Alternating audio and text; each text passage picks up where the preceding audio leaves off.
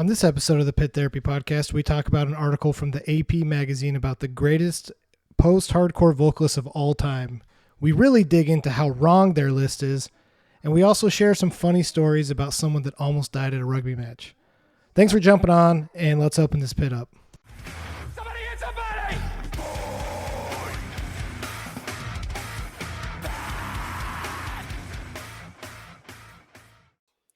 Welcome, everyone, to this episode of the Pit Therapy Podcast. I'm Kyle, and I'm here with Trevor. What's up, man?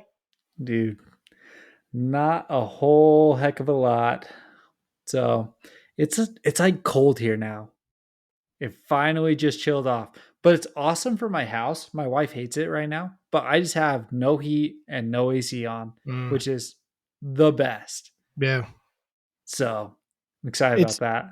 Today it was like 80 degrees and it was perfect. I had the windows open because that's like good fall weather for us, you know? Right. So right. I think next week we drop down to the 60s, which is cold, but. So we're sitting at like, it's dark here now, right? It's at nighttime, but we're at 58 right now. The high today was probably 65. So, which is like good temperature here. How do you feel about daylight savings? So I woke up at 5:30 this morning and just laid there in the dark. So I don't know, man. Like, it's going to be interesting to see if anything actually progresses with this, where they actually do change it to just doing away with it. Because it's, for those who don't know, what daylight savings was for was literally for the farmers. It was so that you were working your fields during the sunlight. And that's why they did it. And if you're a farmer now, there's enough technology, you can set alarms for yourself. You don't have to rise and sleep with the sun. I don't know. Because I used to be like, nah, I'm for it. Like, it's cool. Like, let's get rid of it. But I also, like, they've done some studies where, like, people are depressed getting up when it's dark. And so, like, the longer there's dark in the morning, the harder it is for people to, like, function during the day. So actually doing daylight savings, especially in the fall where you get more daylight during the day, they say is mentally better for people. I'll argue that point and just say the days are shorter anyways. So yeah, but at least when you're like up doing things, it's light outside. I would much rather have more time in the morning with sunshine and drive home in the dark than like have to spend the first couple hours of the day in the dark. Yeah, see, I don't know about that because like what I feel is the best for me is to get up, get active, get doing a few things, and then to go step outside. And so if there's more of that opportunity to step outside a couple times throughout the day, I actually think that it might be better. I'd probably prefer to, if I'm leaving an office, be leaving in the light where it's a little bit warm and stuff like that too. So I don't know, but again, the days are shorter. It's going to be dark when you leave and it's going to be dark when you come home. Like that's what it turns into. So I don't know. It was nice getting an extra hour of sleep, but my kids don't sleep. So that's how I am. Like it sounds like it's good on paper. And then you have 3 kids and it's like, yeah, that didn't happen. So yeah. Oh, well. Any new music? Anything new you're listening to? I listened to so much new music. This was like the first week where I was like, okay, tons of new releases, lots of opportunity. So I like cranked a bunch of stuff. Dying Wish, awesome. Did you give that one a chance yet? No. So album is called Symptoms of Survival. It was fantastic. Their vocalist, she's awesome. They do a little bit more clean singing in that. Again, just more of a metalcore with that hardcore feel. So that one was really good. Mugshot put out Cold Will. That was a really good, just in your face, aggressive, very heavy. I put a comment out there that it was like, if you want some music where you could run through a wall, put on Mugshot. Yeah. Like that's the level of heaviness it was. Who else I listened to? A band called Cauldron from Europe. More just some metalcore. Yeah. It was good. Not as much as what I'm into these days. So let me ask you this. This came up on this album and I didn't care for it. So when there's a very unique vocalist who has a scream that honestly is not that great, and people try to mimic it just because it's unique. Do you like that or do you not like that? No, I don't like it, especially because most of these screams are just like freaking weird. Okay, so let me Like tell you. I've seen all the TikTok videos of the guy that's like, and I'm like, I don't want to hear that, dude. Okay, so I mean, that's like the deathcore stuff, right? That's gonna be your Lorna Shores, and that's Yeah, I don't gonna want to hear that. be I don't all wanna of hear that kind of stuff. This one was weird because straight up, when Mike from the Devil Wears Prada burns his vocals out, and it's like on what's the album with Death Roots, Throne, isn't it? with Roots below, or with Branches Below, Roots Above, or something like that. Whatever that album is. The one after the only good one, which is Plagues. Plagues. Yeah. Yeah, after Plagues. He has that, like, it's more of yelling. It's not a scream anymore. Right. Like he's burnt his vocals. Cauldron mimicked Mike's screams on this album. Like there's multiple times I had to like check and make sure it wasn't Mike like doing like a guest spot or something like that. And I'm like, that's not a good scream. Yeah. Like he burnt his vocal cords. You don't understand that this is like not the one to mimic. Go mimic the ones from Plagues or something like that, you know? So I don't know. see, and I don't know, man. I've been listening to enough like traditional hardcore that any of the like metal screams don't sound good to me anymore.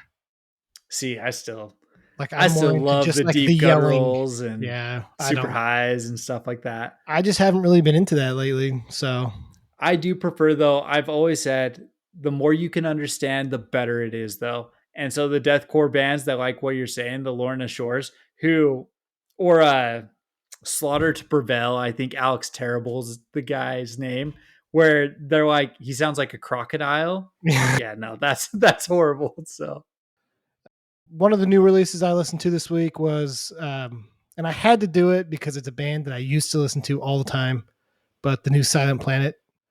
yeah, and what's it's that one not called? good. Super Bloom or something?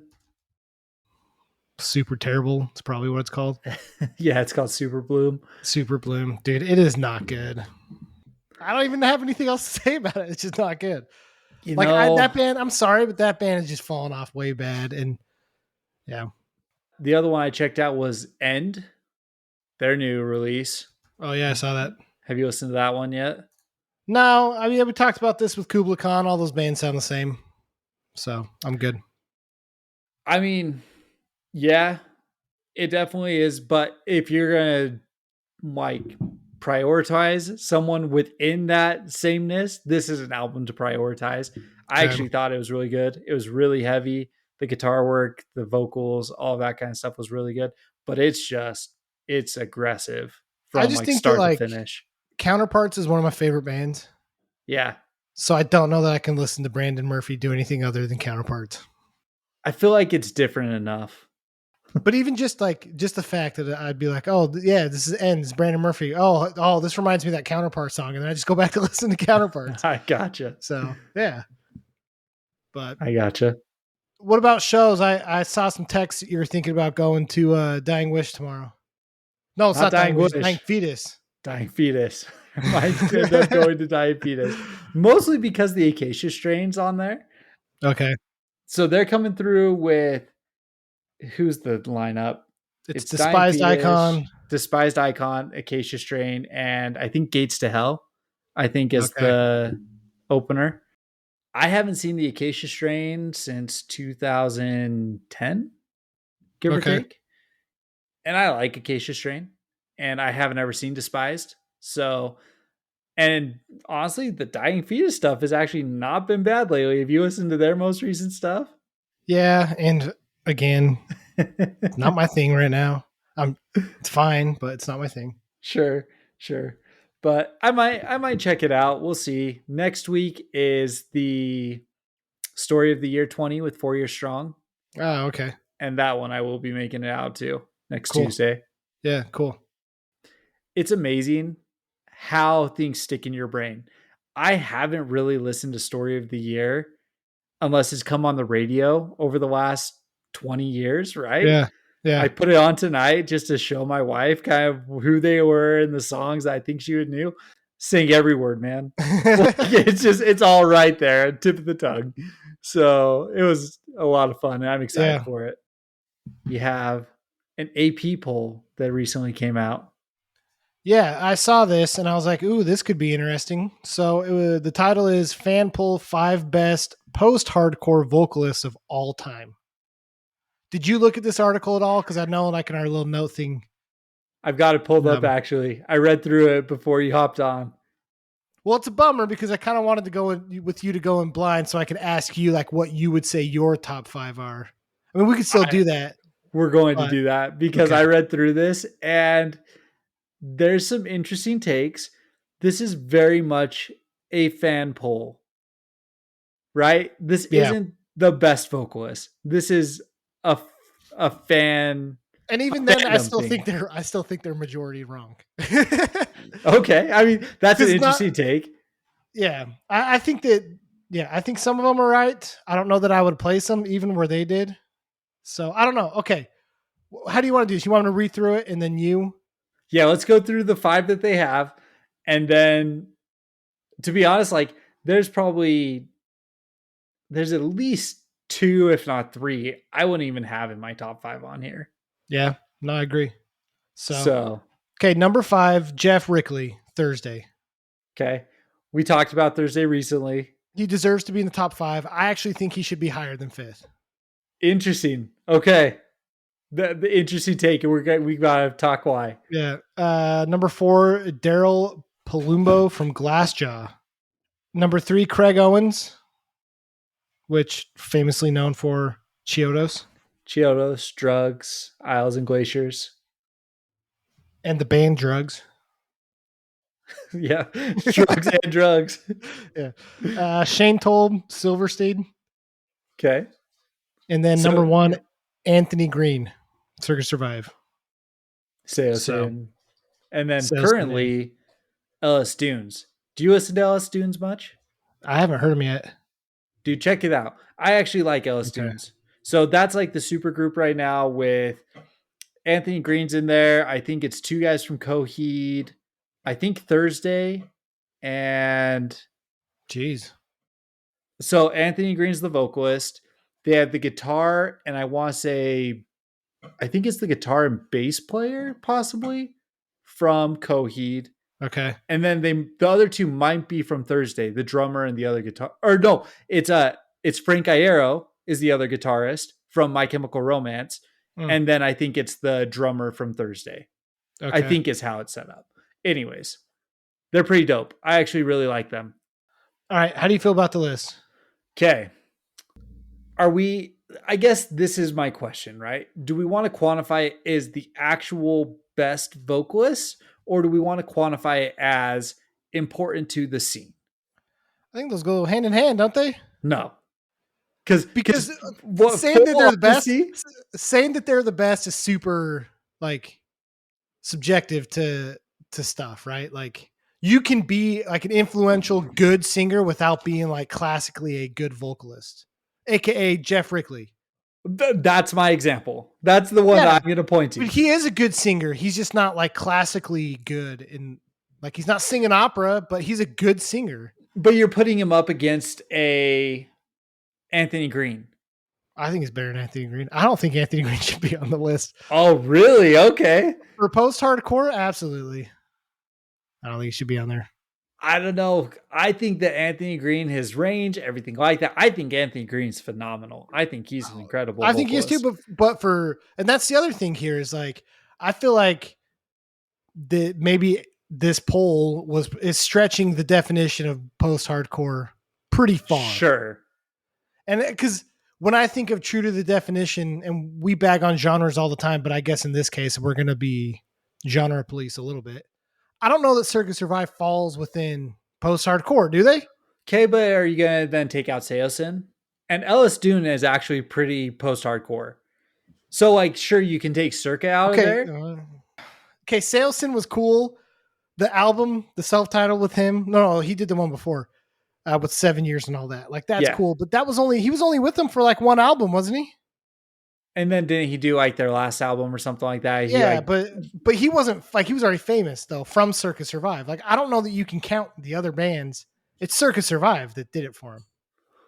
So that's what we're going to use to qualify. Vocalists, though we're not talking about the bands, right? No, I know, but I don't. But he would, if he had just stuck with Saosin. I don't think we're having this conversation about him.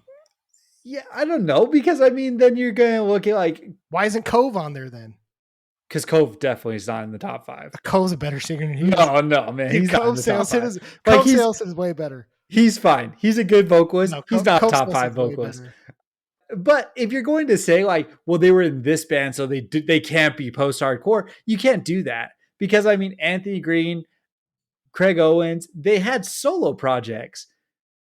I mean, Jeff Rickley, like he's done weird things. Like Craig Owens isn't on my list either. I'm actually okay with you dropping Craig Owens. Like, I think that between Craig Owens and Anthony Green, I think they personified what that genre entailed in that mid 2000s. Yeah. Like, and so I think that that's where I'm talking. Like, this is very much a fan favorite vote. Because I don't even think Chiodos is post hardcore. They're emo. All right, hold on. Okay, let me ask you then. Who is on this list that you think shouldn't be on it? Okay, well, honestly, I know Glassjaw's beloved. He's in definition of good vocalist. He's not a great vocalist. Yeah, but I don't know that any of these other bands really exist without Glassjaw.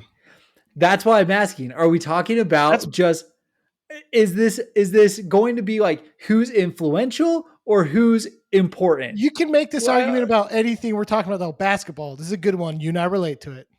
LeBron James has better stats. Arguably a more famous player than Michael Jordan. Michael Jordan is still a GOAT. Glassjaw, like, yeah, he might not be the best singer, but Glassjaw is a genre-defining band. I don't know that, like, Chiodos or Circus Survive are genre-defining bands. Okay, Circus Survive might be, but they're not post-hardcore. They define swancore. I just don't know, man. Like, it's just, if you're saying the best post-hardcore vocalist, I guess that doesn't just encompass everything, doesn't it? Okay, so we agree on Craig Owens. I don't know. I'd have to think a little more. Okay. See who else is on my list. I might agree with you on Glassjaw, but I shouldn't. But I might. Let's start talking about though who was left off that should be put on there, and then maybe that starts to help define this. So I wanted to do that, but I wanted to ask just straight up. Okay, so Craig Owens, we agree. Daryl Palumbo, I'm not sure about. You don't think he should be on there, right? I'm gonna say no. Lightning round. I'm saying no. Okay. Shane Told. I say yes to Shane. You say yes. He's lower on my list though. Okay. I don't know. I don't know, dude. Okay. Who do you think was left off? We just talked about him last week. Dallas Green's got left off. Absolutely. Thrice. Dustin Kenstrew. That's the biggest one, dude. Yes. How in the world? When I didn't see his name on there, I was like, these guys they've just lost all credibility to me. 100%. No, exactly. And so those are the two that were like glaring left off for me, right? Outside of those two, like I'd have to sit down and I'd have to probably go through some old post-hardcore stuff. But those two specifically, I was like, yeah, this list is a little bit interesting.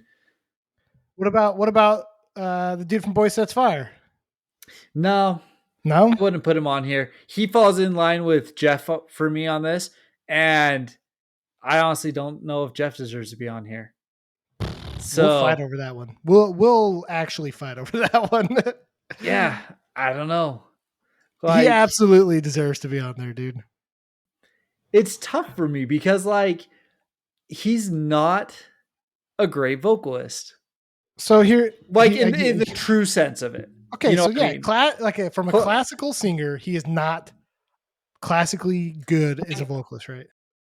The way I started to think about it is like, would I listen to an acoustic album where they are the focal point with these vocals? Dude, I would absolutely listen to Jeff as one. It gets a little bit sketchy on that.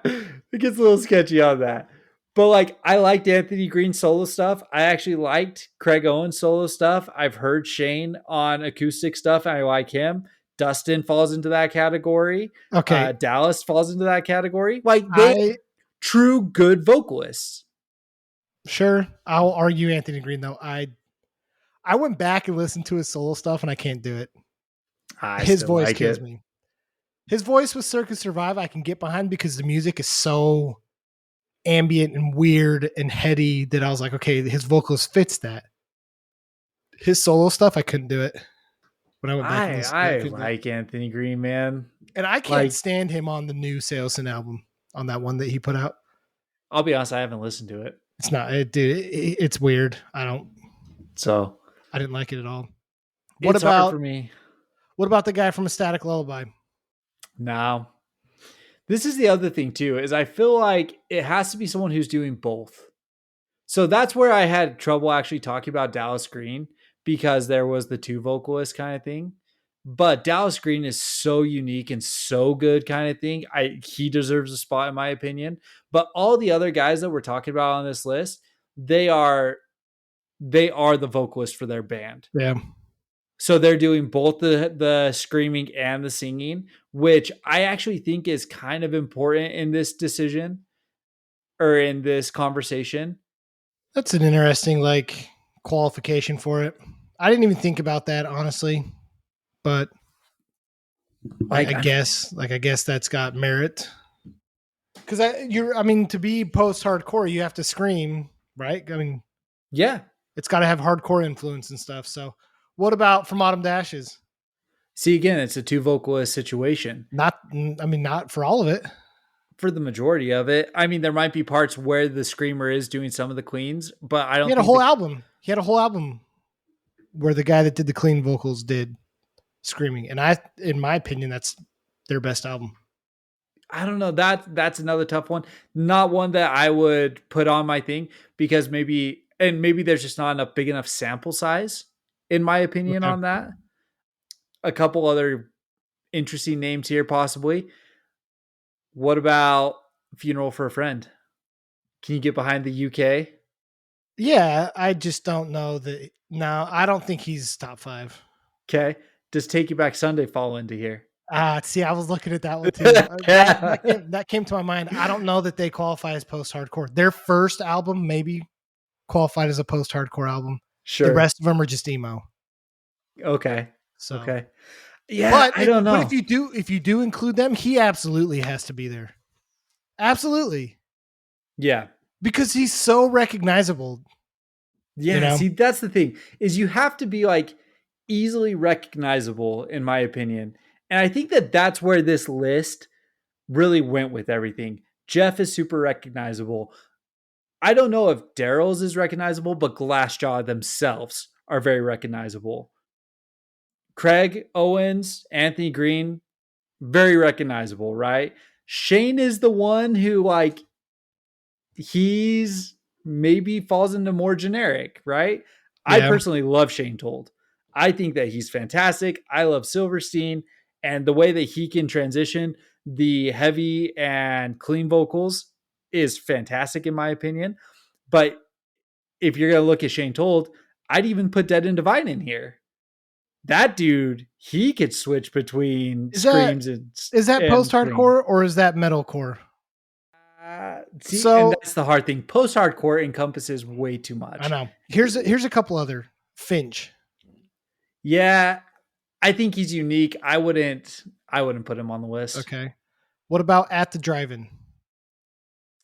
I mean, that's a huge band. They fall in the same category as Glassjaw for me, right? Very influential and everything like that. But I just like, and maybe this is just my personal opinion. Like, I understand their importance. I understand how much they impacted the scene. It's not music that I typically get into. Okay. Which is a little bit different. No, that's fine. Hope's Fall. That's a big one. Yeah. That's a pretty influential one too. Yeah. He could I don't know. Does he do both though? I actually don't know. The other thing too is I feel like you to be on this list, like you kind of have to be like known by name. I couldn't tell you who the Okay. vocalist is on that. So this one's a stretch, but I thought it was interesting. What about Davey Havoc? Because you look at Girls I Not actually Gray. was just thinking about that. What's that? Is that the album? No, that's not what it's called. What's that album called? Sing the Sorrow. Sing the Sorrow. That's a post-hardcore album. Yeah, I mean that definitely falls into it. And But I don't know that you can count. Yeah, but I don't know that you can count one album. Maybe two. He would be on my punk list. Yeah. I mean, honestly, I'm keeping. So, in all honesty, I'm probably keeping Jeff Rickley. Okay. He's probably higher up for me just because I think of the influence of Thursday and his vocals are incredible. I don't know what you're smoking. Glassjaw's probably 5 for me. I actually think that's a really good call out. So I'm probably doing the Daryl Palumbo from Glassjaw 5. Are we counting Dallas then? See, I would. Probably. Dude, I don't know. See, this is a hard freaking list. All I know is that I'm putting Dustin Kenster as number 1. I think I'm with you. You can't listen to any of those albums and not just be like, he's the best vocalist in the genre. If he's not 1, he's 2 on my list. Like he's definitely who'd be ahead of him? Who would be ahead of him? If I'm gonna put Dallas on there, I might put Dallas number 1. See, like I don't think Dallas has the range that Dustin does. Because you listen to Visu, Dustin screams, and his scream is immaculate. Okay, so that's why I would put Dustin over Dallas, is because of that. To be able to do both, to be able to transition and things like that, and sound as good as he does, you're probably right. He deserves my top spot. Yeah, I'll put Dustin number 1. Okay. I'm probably putting Dallas number 2. He's too good. Yeah. It's incredible, right? Whether or not you like Alexis on Fire, City in Color is phenomenal. I mean, we talked about this on the last episode. He's so well known that he was able to join Pink. Yeah. In You and Me. Yep. Like he's got that level of talent. So Dallas is definitely in there. 3. I'm probably putting Jeff Rickley at 3. If we're going to do the importance of the band, I agree with you. But not even that. He encompasses like true post-hardcore vocals because there is the word hardcore in this genre. Yeah. And he actually has grit and rawness like you would have in a hardcore band. Yeah. Okay. Whether you think that he's from the definition of the word, a good vocalist, you might not agree with that, but for a post-hardcore vocalist, he encompasses the true meaning of that definition. Sure. Okay. I'll agree with you. I'll put him on my list. I do still have Shane Told on there. I have Shane at 4. I don't know who's going to be 5. I think 5 is such a toss-up. There's so many bands. Argue. So I'm not like the biggest Silverstein fan. Yeah. Like if a Silverstein song comes on, like I'll listen to it. I'm cool with it. I think they're a good band. I just have never been like a big Silverstein fan, you know? Sure. But respect to the dude, because you're right. Like from a vocalist standpoint, he's incredible. Being able to do both the screams and the cleans is super impressive the way he goes in and out of it. So even though I'm not a huge fan of the band, I'd probably still put him at 4 or 5. Just as much music as they put out too. I mean, they've got how many freaking albums? It's a lot. 1, 2, 3, 4, 5, 6, 7, 8, 9, 10. Like they've got like 12 albums. So to have like 12 albums and to stay that consistent and that good, like I really like Shane Told.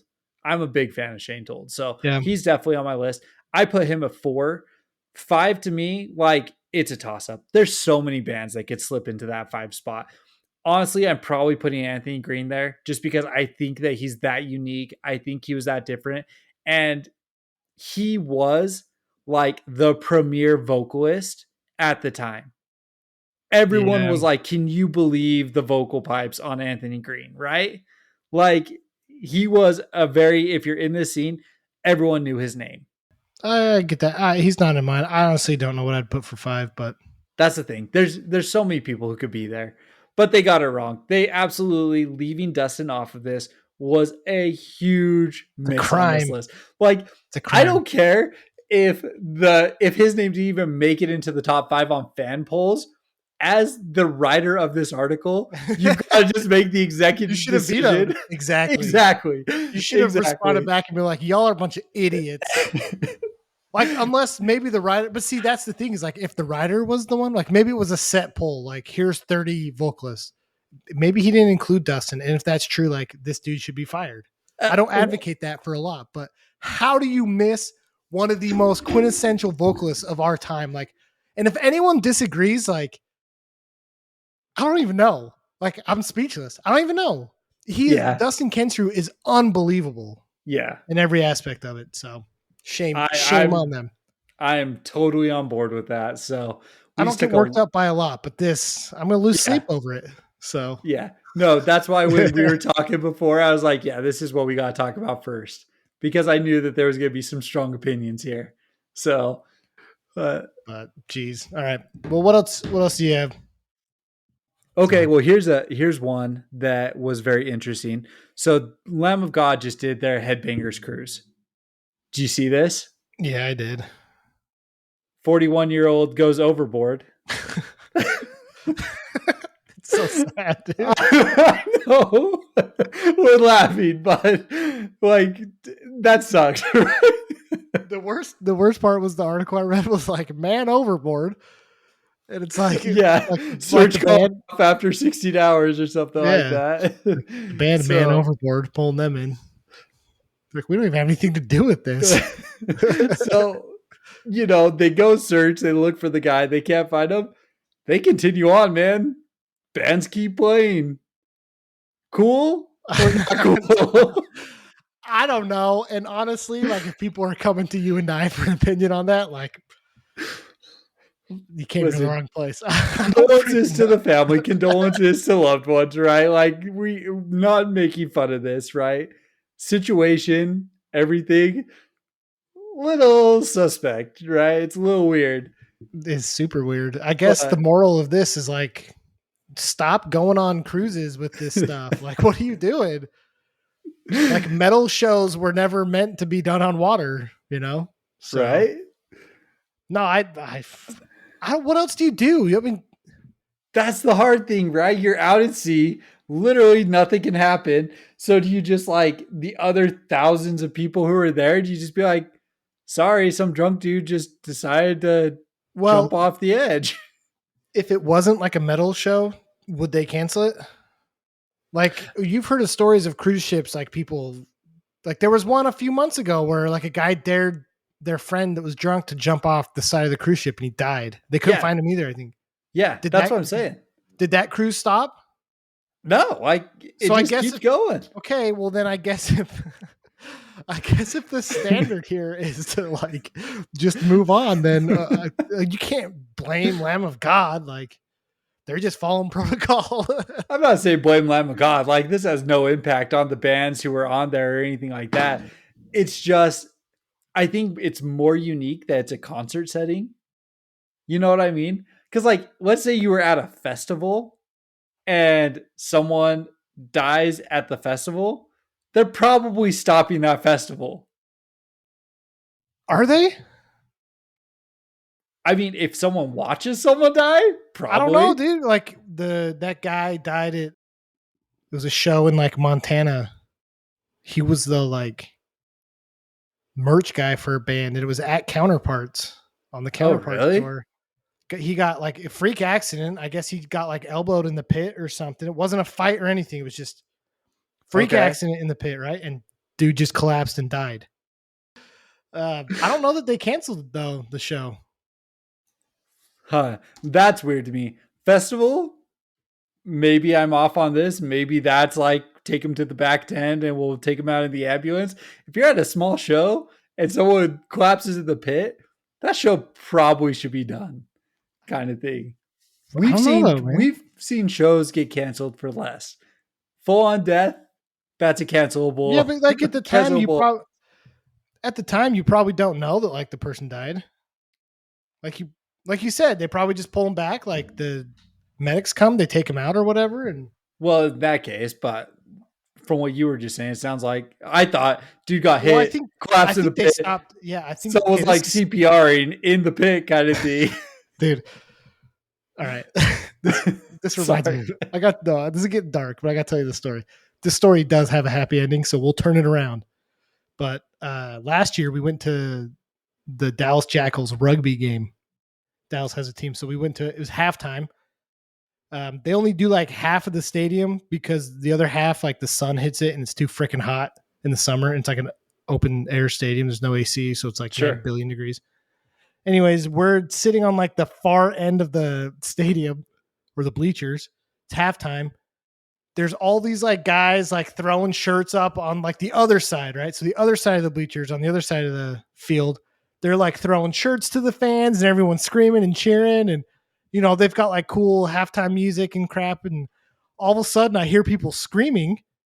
So I look back, we're in like the second row or something. I look back and in the section next to us, there's this old dude that I see just like collapse on the ground.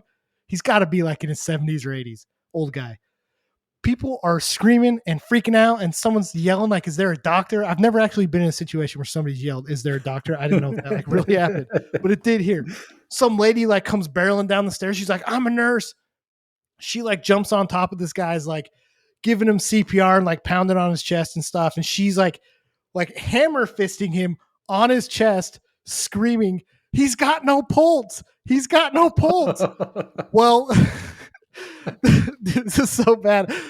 The whole time while that's happening, the idiots like playing music, you know, for the stadium, put on the Simon and Garfunkel, Hello Darkness, my old friend.